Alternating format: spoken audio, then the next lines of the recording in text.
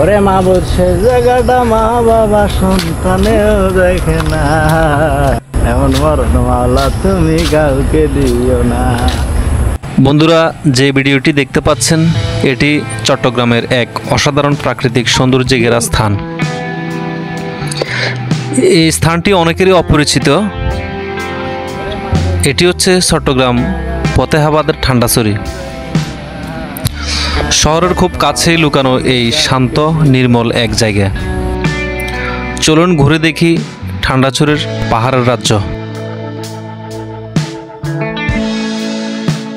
চট্টগ্রামের হাটহাজারী উপজেলার ফতেহাবাদে অবস্থিত ঠান্ডাছড়ি। আমি বেরিয়েছি আজকে বিকাল 3টার সময়। শহরের ব্যস্ততা পেছনে ফেলে চলে এসেছি প্রকৃতির খুব কাছাকাছি। এই জায়গায় পৌঁছাতে অক্সিজেন থেকে সর্বোচ্চ সময় লাগতে পারে 30 থেকে 40 মিনিট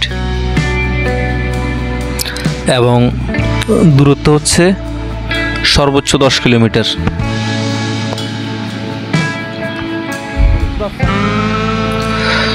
ফতেহাবাদ কলেজ রোড ফেরিয়ে ঠান্ডাছড়ি সিটি কর্পোরেশনের পার্কে চলে আসবেন। রাস্তা খুব ভালো আর বাইক বা প্রাইভেট গাড়ি নিয়ে সহজে আসা যায় এখানে চারপাশে শুধু সবুজ আর সবুজ। বর্ষা বা শীতকালে এই জায়গায় একেবারে ভিন্ন রূপ নেই। পাহাড়ের কোলে ছোট ছোট লেক যা আপনাকে মুগ্ধ করবেই।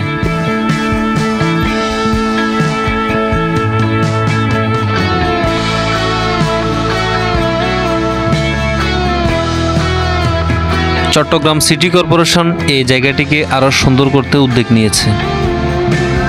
এখানে প্রায় 40 একর জুড়ে একটি ইকো ট্যুরিজম রিসোর্ট তৈরি হচ্ছে, যাতে থাকবে ওয়াইফাই, পানি সেবা, আধুনিক সুযোগ সুবিধা।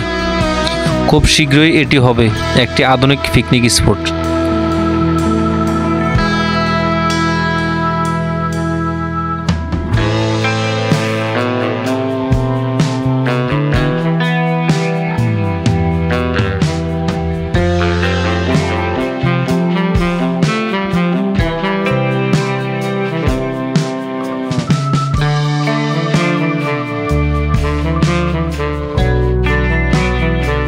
ঠান্ডাছড়ির সবচেয়ে বড় আকর্ষণগুলোর একটি হলো এই সিটি কর্পোরেশন পার্ক।